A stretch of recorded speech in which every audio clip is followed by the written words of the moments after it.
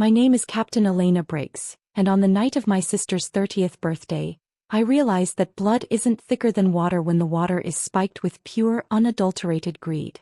I am a 32-year-old logistics officer currently stationed at Fort Liberty, a woman who has spent the last decade calculating fuel consumption for armored convoys and managing multi-million-dollar supply chains in environments where a single decimal error costs lives. But as I sat in the velvet-lined booth of the Silver Aspen, a high-end boutique restaurant in Flagstaff, Arizona, where the scent of expensive truffle oil and $400 Santal 33 perfume choked the air, I wasn't a decorated officer. To my family, I was just the daughter who ran away to play soldier while my sister Kayla stayed home to build a legacy. The table was a sea of excess, a calculated display of wealth designed to intimidate.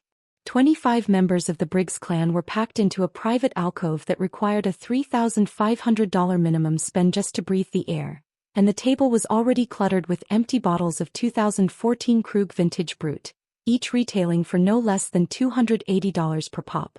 Kayla sat at the head, her skin glowing under the warm LED recessed lighting, wearing a custom-tailored silk dress that probably cost more than a sergeant's annual housing allowance.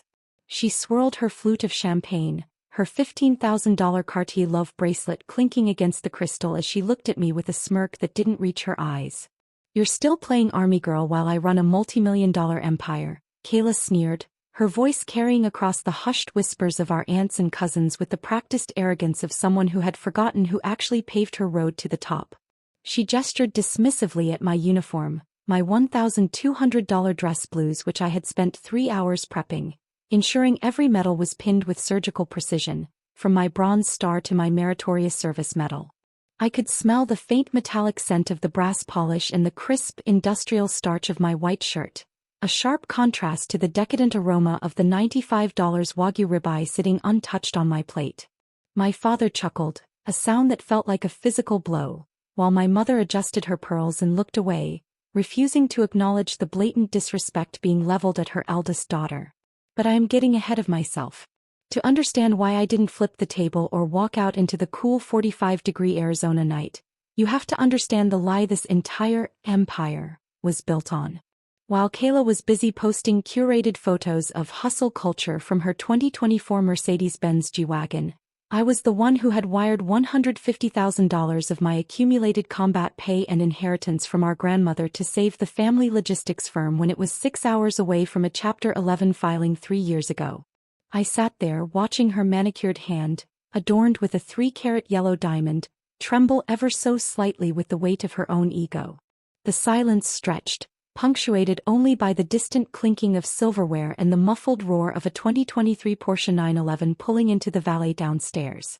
I took a slow, deliberate sip of my sparkling water, feeling the carbonation bite at my throat, and leaned forward until the gold buttons of my jacket caught the light. "Funny," I said, my voice cutting through the fake, syrupy laughter of the room like a combat knife through silk. "Your real business is exactly 52% mine." The atmosphere in the room shifted instantly, the temperature seeming to drop as the smug grin slid off Kayla's face, replaced by a pale, twitching mask of fury. I watched her eyes dart to our father, who suddenly found his glass of Macallan 18 very interesting, and I realized that the moment of reckoning had finally arrived in this room of expensive shadows. I had spent years being the reliable one, the one who sent wire transfers from dusty tents in the Middle East to cover the $8,000 monthly mortgage on the family estate in Highland Estates. But the time for silent service was over.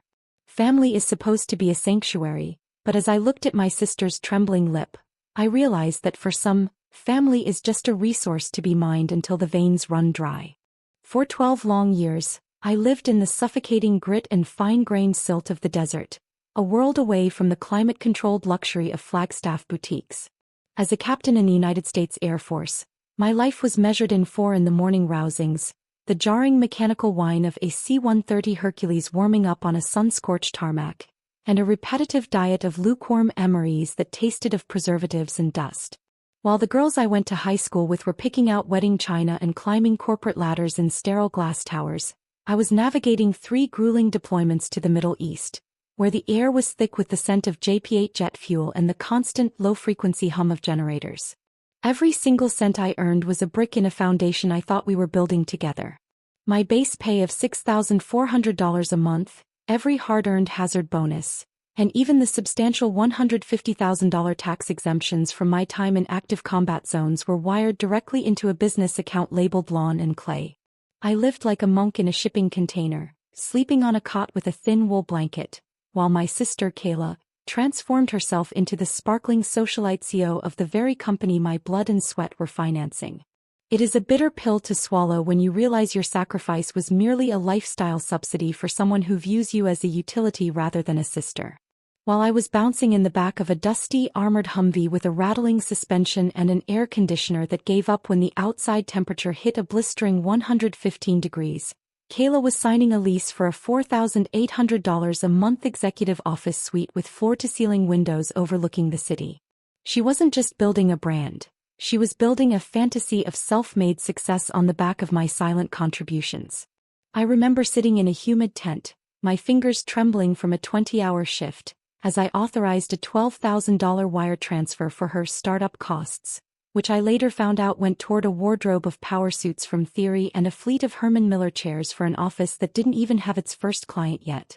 She was the polished face of the operation, the one sipping artisanal lattes and networking at charity galas in Phoenix, while I was the silent, bleeding bank account, tucked away in a war zone where the only networking I did was ensuring my unit didn't run out of medical supplies or ammunition.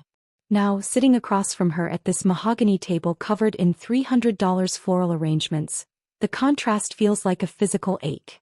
I looked at the way she held her crystal glass, her movements practiced and fluid, and I thought about the grease under my fingernails that never quite went away during my second tour in Iraq.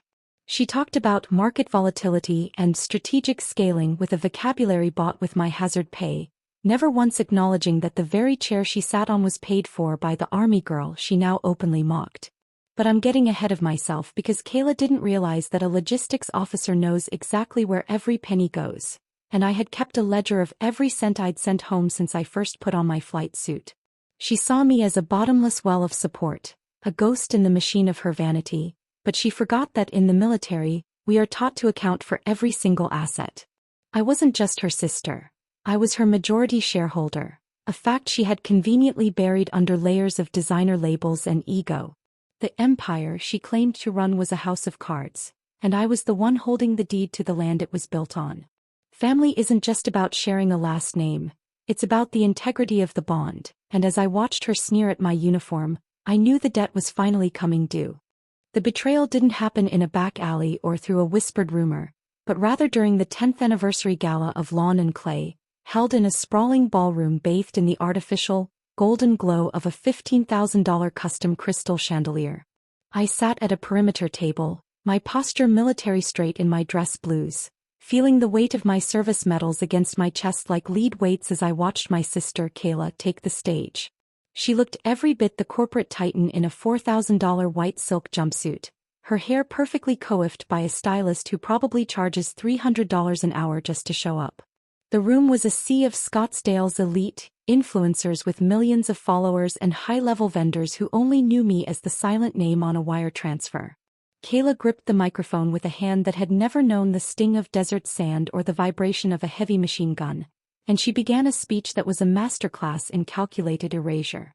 She thanked the marketing firms, the local influencers who had boosted her brand, and she even gave a playful, teary-eyed shout-out to the barista at her favorite Scottsdale cafe for being her morning inspiration. But when her eyes finally drifted toward my table, the warmth vanished, replaced by a patronizing, thin-lipped smile that made my blood run cold. She introduced me as the little sister who just likes to wear camo, a hobbyist playing soldier while she did the heavy lifting of building a multi-million-dollar empire. The air in the ballroom was thick with the suffocating scent of expensive black truffle oil drizzled over $40 appetizers and the cloying sweetness of $500 floral arrangements. But to me, it smelled like pure, unadulterated hypocrisy. I looked over at my father, Jerry, a man who would have lost his primary residence in 2020 if I hadn't wired him $20,000 of my combat zone tax-exempt pay to cover his delinquent mortgage payments during the height of the economic slump. He didn't stand up to correct her. He didn't even offer a supportive glance. Instead, he just chuckled into his medium-rare Wagyu steak, his face flushed from too many glasses of a $200 Cabernet Sauvignon. It was in that precise moment, as the room erupted in a standing ovation for the self-made woman at the podium, that I realized I was never a partner or a daughter to them. To the Briggs family, I was simply an ATM in a tactical uniform, a reliable source of liquid capital that functioned without complaint from the other side of the world.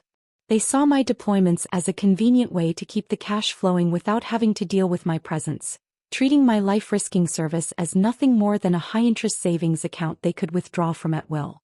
But I'm getting ahead of myself because while they were basking in the glory of a legacy bought with my blood, they had forgotten one fundamental rule of logistics. You never let your primary supplier go unmonitored. As I sat there, nursing a single glass of sparkling water and watching the waiter pour more vintage champagne for people who couldn't tell the difference between a balance sheet and a grocery list, I felt the last shred of familial loyalty snap like a dry twig. Kayla continued her monologue, detailing her supposed midnight oil sessions and strategic pivots, while I remembered the nights I spent in a humid 100-degree tent in Qatar, auditing her chaotic spreadsheets and fixing her catastrophic financial errors just to keep the lights on in that Scottsdale office. The injustice of it didn't just hurt. It burned with a cold, surgical precision. I had spent 12 years protecting a country that loved me more than my own flesh and blood did. They thought they had buried the truth under layers of luxury and prestige, but they forgot that a soldier knows how to dig. As the applause thundered through the hall, echoing off the marble floors, I realized that the empire was about to face a hostile takeover from its own founder. Family isn't about shared DNA. It's about who stands by you when the scanners go dark, and at this table I was standing entirely alone. The gala had ended, but the ringing in my ears wasn't from the soft jazz quartet or the clinking of $300 crystal flutes. It was the deafening silence of a realization that had been 12 years in the making. I sat alone in the driver's seat of my rental car, a generic silver 2023 Ford Explorer that smelled of industrial upholstery cleaner and stale air, parked in the shadows of the Flagstaff Hilton where the temperature had plummeted to a biting 28 degrees. The dashboard clock glowed a cold neon blue, marking 3 a.m. as the frost began to crystallize in fractal patterns across the windshield, obscuring the view of the mountain peaks. My breath came in shallow visible plumes of white vapor as I reached into the center console and pulled out a single crumpled white napkin and my matte black Smith & Wesson tactical pen. I didn't need a high-end leather-bound journal or a mahogany desk to face the truth. I needed the raw, unvarnished math of a soldier who had spent a decade calculating the cost of survival in theater. On the left side of the napkin, I began to jot down the numbers that Kayla and my father had so conveniently scrubbed from their collective memory, my hand steady despite the freezing interior of the SUV. There was the initial $77,350 in direct wire transfers from my USA account, the $20,000 that kept my father's Highland Estates mortgage from default during the 2020 economic freeze, and the countless $5,000 operating infusions I had authorized while sitting in a dust-choked tent in Al Udeid. On the right side of the napkin, the column was devastatingly short. 0 thank yous, 0 mentions in the glossy lawn and clay PR kits distributed to Scottsdale influencers, and 1 systematic public humiliation under the glow of a $15,000 chandelier. The math was cold, objective, and utterly devoid of the sentimentality that had kept me tethered to these people for over a decade. I wasn't just helping my family anymore. I was subsidizing a high-maintenance parasite that wore a designer jumpsuit and called my sacrifice a hobby. I realized then, with a clarity that usually only comes in the seconds before an ambush, that while I had been obsessively protecting the perimeter of my country and the safety of my flight crews, I had utterly failed to protect the perimeter of my own life. I had allowed my loyalty to be weaponized against me, mistaking their dependency for love and their demands for a shared vision of the future. The scent of the generic car air freshener suddenly felt like an insult, a reminder of the generic role they had assigned me while they feasted on the fruits of my labor. I gripped the steering wheel, the leather cold against my palms, and felt the familiar shift in my internal gears, the transition from a passive provider to a strategic operator. The mission had officially changed from preservation to reclamation, and it was time for a hostile takeover of my own existence, starting with the 52% of the company that still legally belonged to me. But I'm getting ahead of myself, because a logistics officer knows that you don't strike until the supply lines are secured and the intelligence is verified. I stared at the napkin until the ink seemed to burn into the paper, a roadmap of every dollar they had stolen from my future to fund their present vanity. I thought about the 4 in the morning rousings and the grit of sand in my teeth, comparing it to the image of Kayla laughing into her vintage Krug, and the anger that rose in my chest wasn't hot and impulsive. It was cold, calculated, and professional. They saw an ATM in a tactical uniform, a mindless source of capital that would never demand an audit, but they had forgotten that I was trained by the finest military in the world to manage assets they couldn't even comprehend. As the first hint of gray light began to touch the horizon over the San Francisco peaks, I knew that the era of the silent partner was over. Family isn't a suicide pact, and I was done dying for a legacy that didn't even have my name on the door. The next morning, the high-altitude Arizona sun was a blinding, unforgiving white as I pulled my rental SUV into the parking lot of a sleek glass-and-steel mid-rise on the edge of downtown Flagstaff. I was there to meet Marcus Dean, a man who had served as a high-ranking JAG officer before transitioning into a career as a corporate litigator, a man known in legal circles as a shark who still wore his military discipline like a suit of armor. His office was a sanctuary of high-end productivity, smelling of polished mahogany, expensive Italian leather, and the faint, comforting scent of old-school justice that only comes from decades of winning battles. I walked past his receptionist, a woman who looked as sharp as a bayonet, and took a seat in a deep, espresso-colored leather chair that probably cost more than my first used car. Without a word, I reached into my tactical briefcase and pulled out a heavy manila folder, its weight substantial and its contents lethal, which I laid onto his desk with a deliberate, resonant thud. Inside were 150 pages of cold, hard evidence that I had meticulously organized during the early morning hours.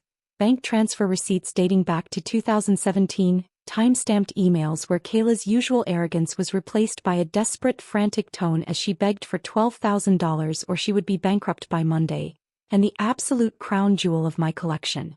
That jewel was the original partnership agreement, a document slightly stained with a coffee ring and signed in a messy, cluttered garage years ago when Lawn and Clay was nothing more than a fever dream and a pile of debt. I watched Marcus as he flipped through the pages, his eyes moving with the practiced efficiency of a man who could spot a lie in a redacted combat report from 50 paces. The only sound in the room was the rhythmic ticking of a vintage brass desk clock and the distant, muted roar of traffic on Route 66 far below us. Marcus reached a specific section of the folder, his fingers pausing on a copy of the current LLC filings he had pulled from the state registry, and his brow furrowed as his jaw set into a hard, angular line. He looked up at me, his eyes narrowing behind his designer spectacles, and the air in the room seemed to thicken with a new, professional tension. "She took your name off the LLC 4 years ago," Marcus said, his voice dropping into a low, dangerous register that signaled the start of a hunt.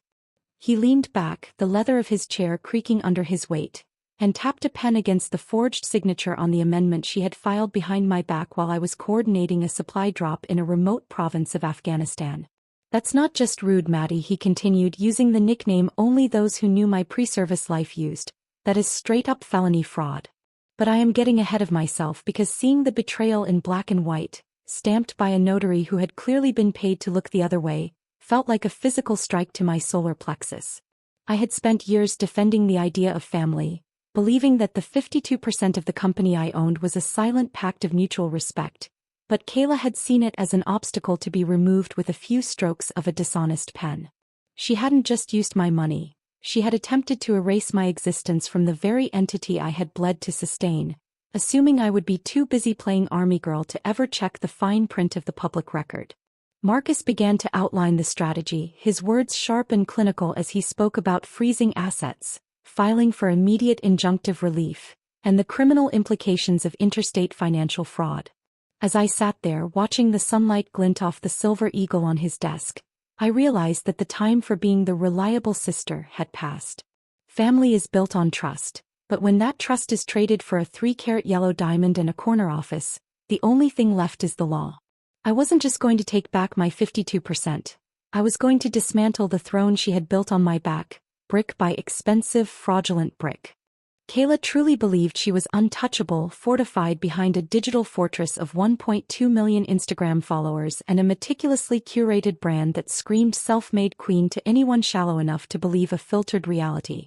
She had chosen a sprawling $10 million luxury estate in Sedona for her grand rebranding launch party, A glass and stone architectural marvel perched on the edge of a crimson cliffside where the sunset turned the red rocks into glowing embers. The event was a masterclass in performative excess, costing an estimated $85,000 for a single night of vanity, featuring custom floral installations of rare white orchids and a catering staff moving like ghosts in silk uniforms. 45 high-profile guests, including local Flagstaff politicians looking for campaign donations and influential beauty editors from major coastal glossies, were busy sipping $12 hibiscus cocktails infused with edible gold flakes.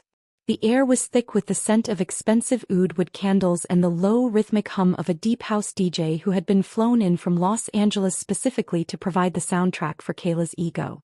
I arrived exactly 45 minutes after the scheduled start time, choosing the moment when the energy of the room was peaking and the first round of toasts was about to begin. I wasn't wearing my dress blues this time. I had traded the metals and the starch for a charcoal gray bespoke Italian wool suit that felt like liquid armor and screamed hostile takeover to anyone with a discerning eye. My hair was pulled back into a severe low bun, and I carried a slim midnight black tablet along with a stack of heavy legal-grade folders that stood out against the aesthetic of the room like a tactical strike in the middle of a garden party. As I stepped onto the travertine terrace, the click of my heels on the stone was sharp and rhythmic, a military cadence that cut through the soft ambient music. Kayla was standing near an infinity pool that seemed to spill directly into the desert canyon, laughing with a city councilman while a photographer captured her authentic joy for an upcoming feature in a regional lifestyle magazine.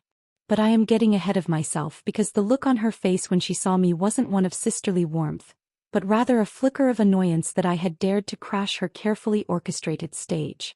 She adjusted her vintage Chanel earrings and smoothed the front of her $3,000 silk slip dress, her eyes scanning my suit with a mixture of confusion and disdain. She clearly expected me to be the quiet, dutiful soldier who would sit in the corner and stay out of the frame of her high-definition life. She didn't realize that the folders I held contained the legal equivalent of a scorched earth policy, including a temporary restraining order that froze every single corporate bank account at Chase and Wells Fargo effective 10 minutes ago. I felt a cold, professional calm wash over me as I approached her, ignoring the curious glances of the beauty editors and the sudden silence that began to ripple through the crowd. I wasn't there to make a scene or scream about the past. I was there to execute a mission that had been 3 years in the planning. I stopped exactly 3 feet from her, maintaining the precise boundary of a commanding officer, and I didn't blink as the flash of a camera caught the side of my face. The scent of her $300 an ounce perfume was cloying, a physical manifestation of the debt she owed me, but I didn't let it distract me from the task at hand. I looked at the councilman, gave a polite, icy nod, and then turned my full attention to the woman who had spent 4 years trying to erase my name from the world. "Kayla," I said, my voice low and perfectly modulated so it didn't carry to the guests but landed with the weight of a lead pipe in her ears. "The audit is officially beginning, and I think you'll find that your empire is currently under new management. Family is built on the truth. But when the truth is a lie told for 1.2 million strangers, the only thing left to do is pull the plug and watch the lights go out." I handed her the first folder, the heavy paper crinkling in her manicured hand, and watched as the first crack appeared in the porcelain mask of the self-made queen. The execution was not a chaotic explosion but a silent and brutal deconstruction of a fraudulent life, carried out with the cold efficiency of a tactical extraction. Kayla was standing at the center of the stage, framed by the jagged red silhouettes of the Sedona Canyon, her voice amplified by a state-of-the-art $5,000 Bose sound system as she spoke with practiced passion about grit, female independence, and the lonely road of the self-made entrepreneur. I waited for the exact moment she reached her crescendo, the part where she claimed she started this empire with nothing but a dream and a laptop, and then I stepped onto the mahogany platform with the steady, measured gait of an officer taking command of a failing unit. I didn't need to scream or use a microphone to command the room. The sheer contrast of my charcoal gray suit against her white silk dress acted as a visual silencing agent for the 45 guests. With a short, sharp nod toward the back of the terrace, I signaled Marcus's legal assistant, who was already tapped into the estate's high-speed fiber optic network, to override the $12,000 4K laser projector. Suddenly, the massive screen behind Kayla, which was supposed to debut the sleek new Lawn and Clay logo, flickered and transformed into a high-resolution scan of a 2018 Chase Bank statement. The bold black ink was unmistakable even from the back of the lawn. Transfer from Madeline Briggs, $42,000, marked with the desperate memo: emergency survival, immediate payroll. The air left the terrace in a collective gasp that was instantly replaced by a silence so heavy it felt pressurized. As the slide transitioned to an email from the same month where Kayla had written that she would be living on the street if I didn't send my deployment bonus, I began moving through the front row of tables, personally handing out 25 bound copies of the original partnership agreement and the subsequent forged LLC amendments. The sound of 45 silver forks hitting the $1.50 per place, setting porcelain plates at nearly the same time was the most beautiful symphony I had ever heard in my 32 years of life. I watched the transformation of my sister's face with the clinical detachment of a surgeon. Her skin, usually kept flawlessly plump by $800 session Botox treatments and La Mer moisturizing creams, drained of all color until it was a ghostly, crumbling white. She looked at the crowd, the city councilman who was now visibly trying to distance his chair from the stage, the beauty editors who had already pulled out their iPhones to record the spectacular implosion of a Scottsdale icon, and she realized that the digital fortress of her Instagram following offered zero protection against the hard reality of a sworn affidavit. The scent of the $85,000 event, the hibiscus and the gold-flecked cocktails, suddenly turned stagnant and sour as the guests began to flip through the pages of evidence, whispering the word fraud with the same fervor they had previously used to praise her genius. But I'm getting ahead of myself because the true weight of the moment wasn't in her public shame, but in the finality of the boundary I had finally drawn.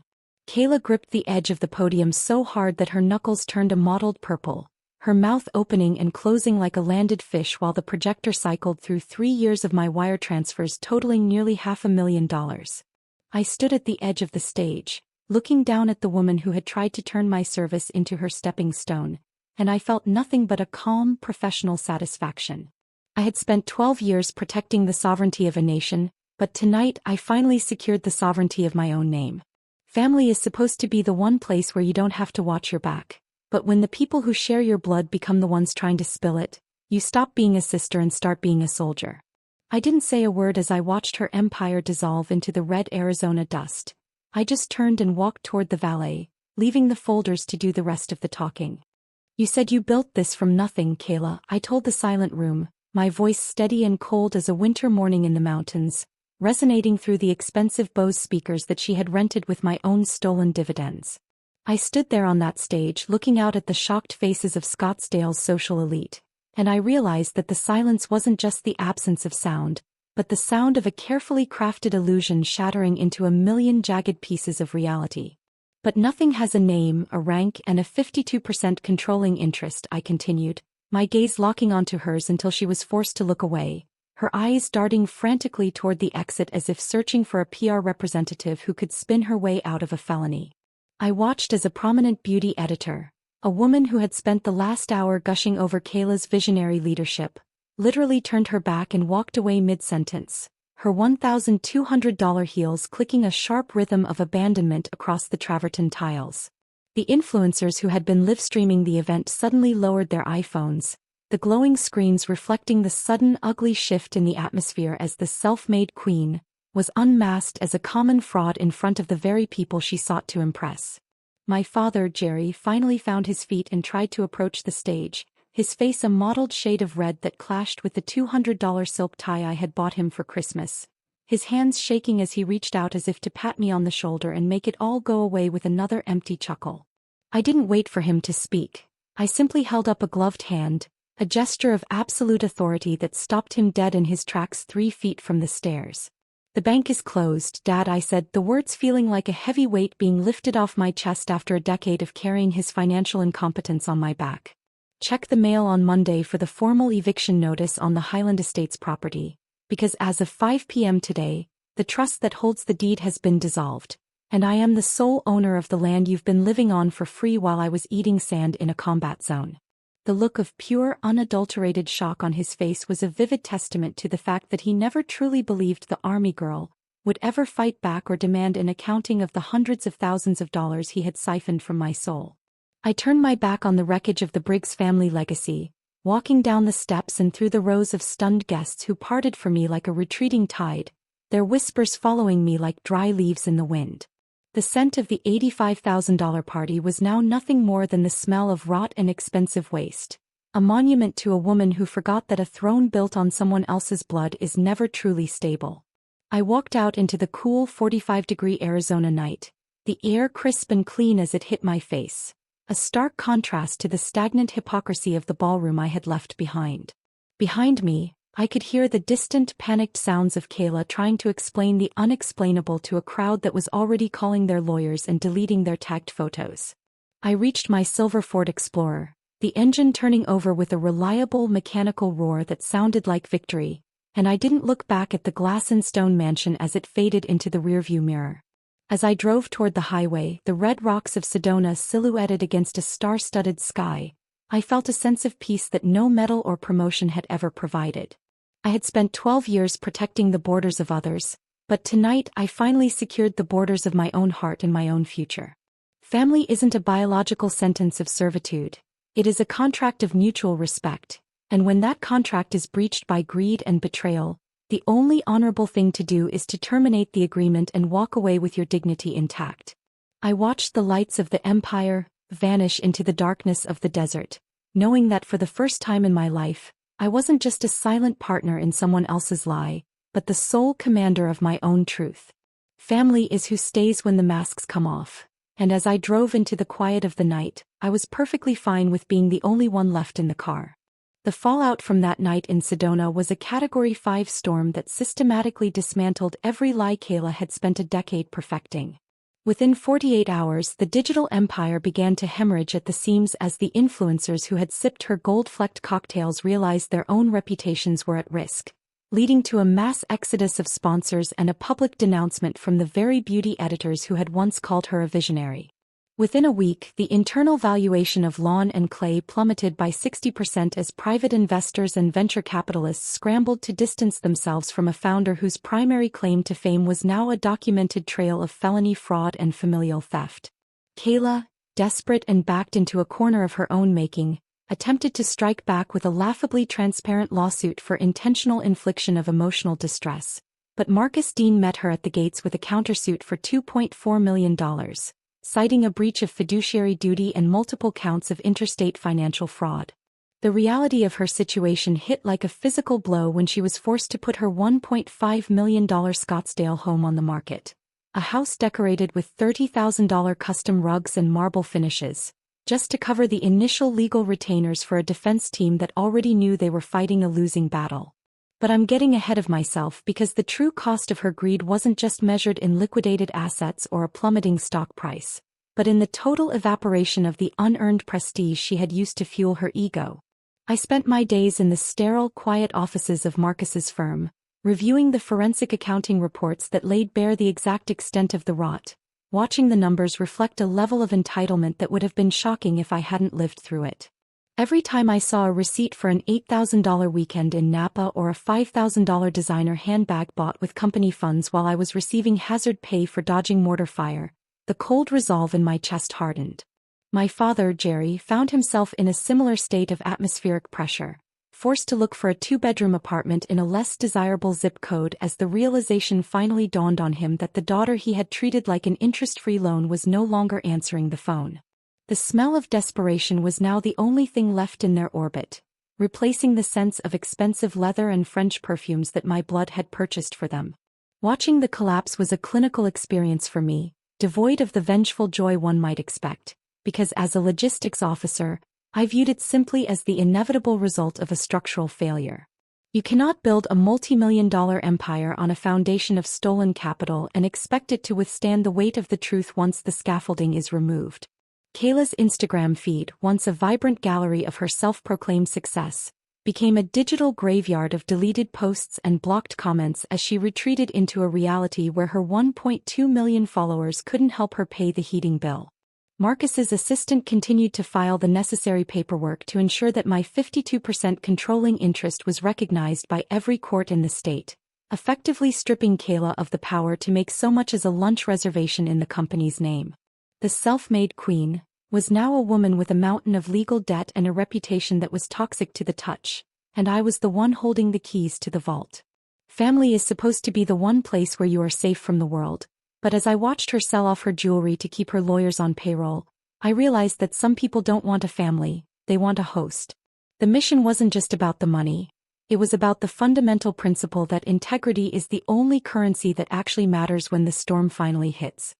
The aftermath wasn't just a legal or financial dissolution but a total radioactive meltdown of the family dynamic, manifesting in a group chat that exploded with the frantic, desperate energy of people who had just realized their golden goose had finally grown teeth. My phone became a vibrating brick of toxic vitriol, a digital flood of notifications that lit up the dark interior of my living room with accusations that were as predictable as they were pathetic. My Aunt Mara, a woman whose lifestyle had been subsidized by the very army girl she now disparaged, sent a string of messages calling me cold-blooded, heartless, and even un-American for dared to dismantle the fraudulent empire I had personally funded. She spoke of family loyalty as if it were a one-way street leading directly to her bank account, her words dripping with the entitlement of a parasite that had been forcibly detached from its host.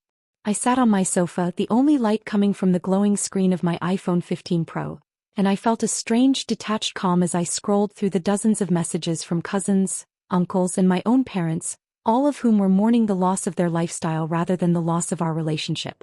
I didn't waste my energy typing out a long-winded defense or a paragraph of emotional justification, because I knew that in the world of the Briggs clan, facts were an inconvenience they had spent years ignoring. Instead, I opened my meticulously maintained Excel spreadsheet, the one I had managed through 3 deployments and a decade of service, and captured a single high-resolution screenshot of the cumulative total I had spent on them since 2012. The number was a staggering $77,350 in direct transfers alone, not including the inheritance I had diverted or the mortgage payments I had covered.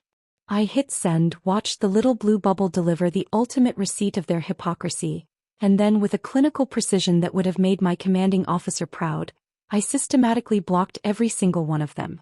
I didn't stop at the group chat. I wiped my digital footprint clean, changing my number through my service provider and setting up a permanent filter on my email that redirected anything with the name Briggs directly into a trash folder that bypassed the inbox entirely. I spent the next few weeks coordinating my transition out of the Air Force, moving my terminal leave from the dry, suffocating heat of the Southwest to a quiet, fog-shrouded coastal town in Maine where the only sound was the rhythmic crashing of the Atlantic against the jagged granite cliffs. I found a small, weathered cottage for rent near Kennebunkport, a place that smelled of salt air, pine needles, and the kind of peace that can only be found when you finally stop fighting other people's wars. I didn't need their shallow celebrations, their gold-flecked cocktails, or their performative toasts to a success they hadn't earned. I needed a clean slate and the silence of a life where I was finally the sole beneficiary of my own labor. I traded my dress blues for heavy wool sweaters and sturdy boots, spending my mornings walking along the shoreline as the 40-degree wind cleared the last of the Arizona dust from my lungs. As I sat on my small porch overlooking the gray, churning sea, I realized that the greatest victory wasn't the $2.4 million lawsuit or the collapse of Kayla's fraudulent brand, but the silence of my phone.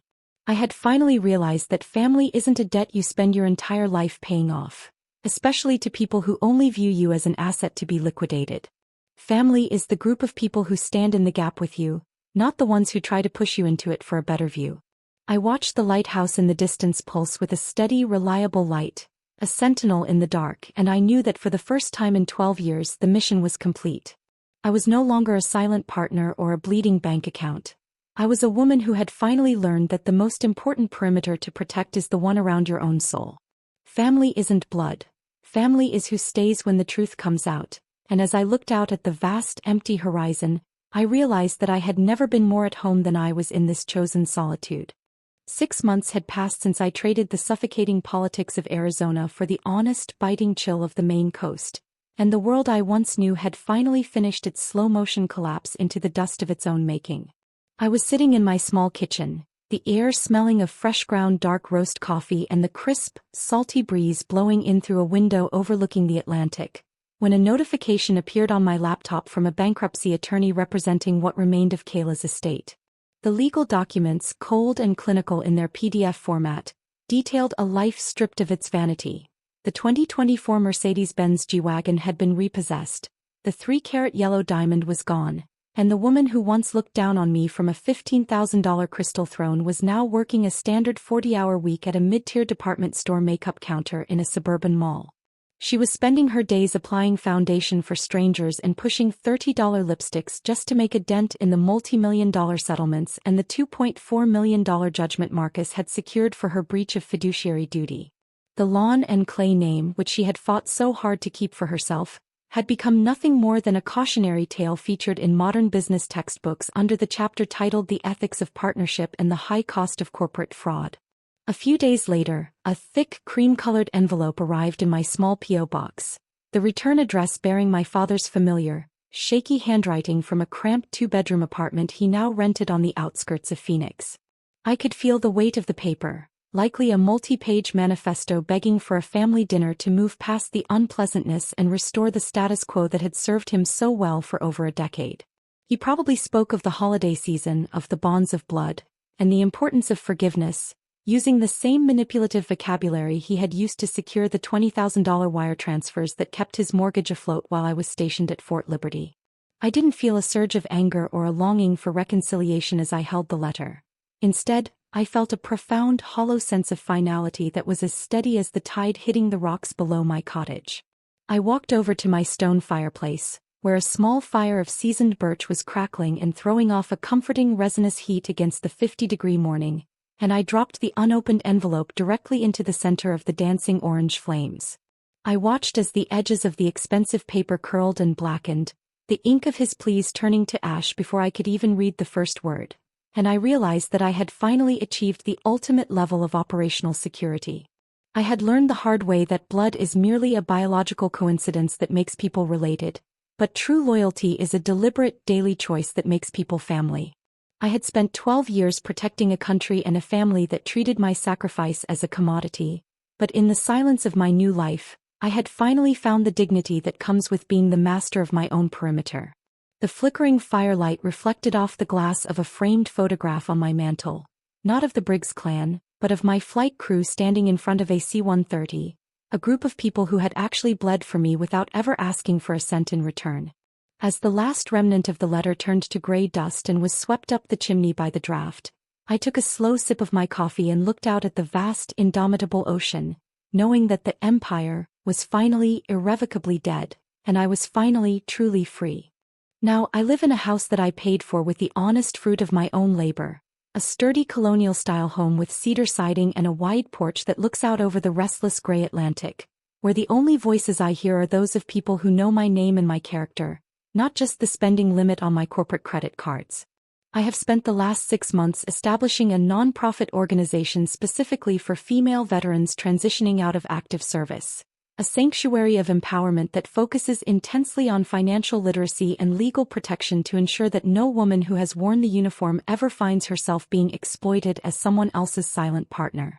My office in this small Maine town smells of sea salt and old books rather than the artificial floral scents of a Scottsdale gala, and my desk is cluttered with the real success stories of women who are learning to audit their own lives and secure their own futures. I spend my afternoons teaching seminars on the very logistics of survival that I had to learn the hard way, ensuring that every wire transfer and every partnership agreement signed by these sisters-in-arms is reinforced with the same strategic rigor we used in theater. I look at my reflection in the polished brass of my old service mementos and I don't see the girl playing army that Kayla tried to mock in front of 45 guests at a Sedona luxury estate. Instead, I see a woman of 32 who has finally taken absolute command of her own story and her own sovereignty. My reflection shows a face that has survived 115-degree heat in Qatar and the cold-blooded betrayal of her own father, yet it is a face that now wears a peace that no amount of Botox or high-end luxury could ever buy. I've surrounded myself with a new kind of family, a circle of friends and fellow veterans who understand that loyalty isn't a debt to be collected but a bond that is earned through shared trials and mutual respect. We gather for dinners where the conversation is about community impact and local tides rather than influencer metrics or the cost of a vintage bottle of Krug champagne, and for the first time in my adult life, I don't feel like an ATM with a pulse. I've realized that the most important mission I ever undertook wasn't the one that earned me a bronze star, but the one that required me to walk away from the people who shared my blood but didn't share my integrity. The sunset over the Maine coast turns the sky into a palette of deep violet and burning orange, reflecting off the water in a way that reminds me of the beauty of a clean slate and the power of a hard-won boundary.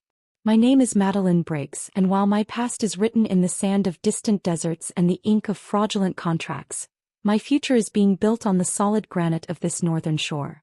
I am no longer a subsidizer of parasites or a silent provider for the ungrateful. I am the majority shareholder of my own life, and the dividends are finally mine to keep. Family isn't the people who take from you until you are a hollow shell of your former self. Family is the lighthouse that guides you home when the world turns dark, and I have finally become my own light. As I close my laptop and prepare for another evening of quiet coastal serenity, I know that the empire I lost was never worth the woman I found in the ruins, and for the first time I am exactly where I am supposed to be.